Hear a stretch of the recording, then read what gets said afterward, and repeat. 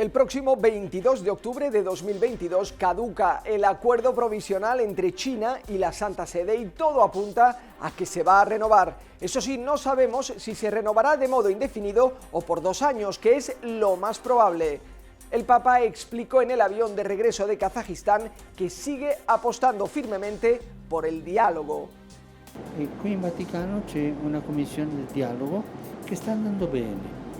La presiede il Cardinale Parolin e lui è in questo momento l'uomo che più conosce della Cina e in dialogo con i cinesi. Ma è una cosa lenta, ma sempre si danno passi avanti. Più qualificare io cerco di appoggiare la via del dialogo, perché nel dialogo si chiariscono tante cose, no?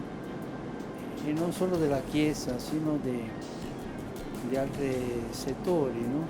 Para entender por qué es importante este acuerdo, hay que recordar que la China de Mao expulsó el 4 de septiembre de 1951 al nuncio del Papa en Pekín, Antonio Ribéry. Primero, durante 2 meses impidieron al nuncio salir de su casa y comunicarse con el exterior.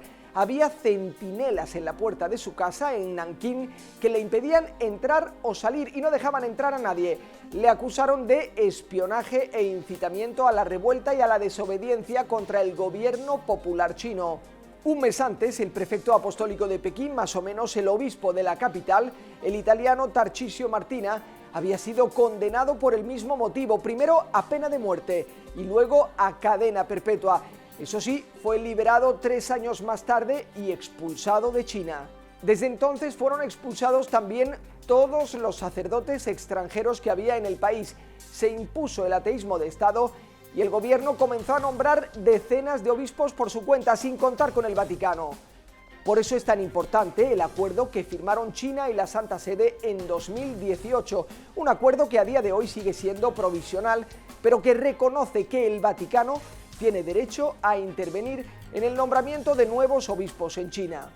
Ojo, no es un concordato ni tampoco un acuerdo diplomático, sino un mecanismo para nombrar nuevos obispos, nada más.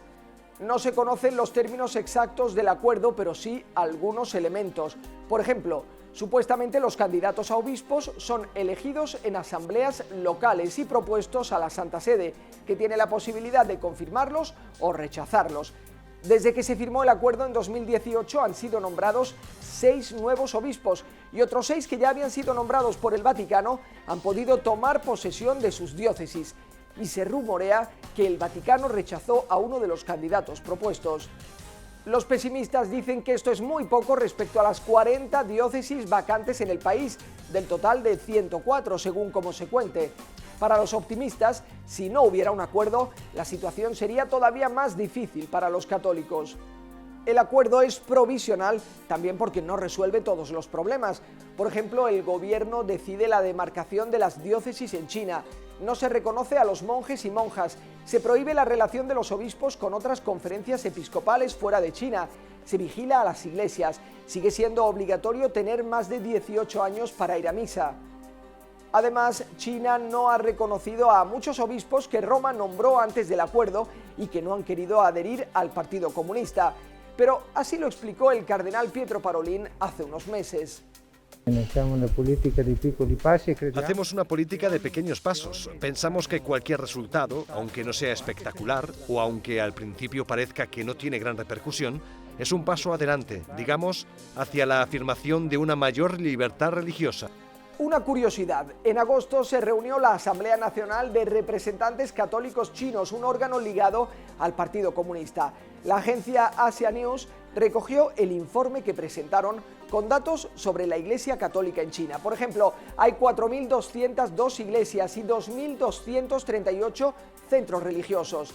Dicen que existen 98 diócesis, que 66 tienen obispo y que el resto resultan vacantes.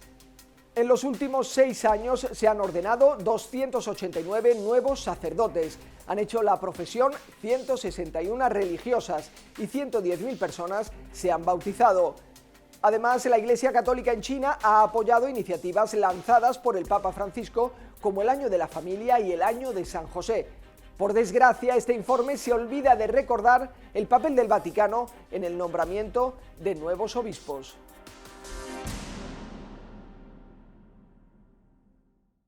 Si le ha interesado este vídeo, sepa que Vaticano Confidencial se ofrece con antelación a los usuarios de Ron Reports Premium.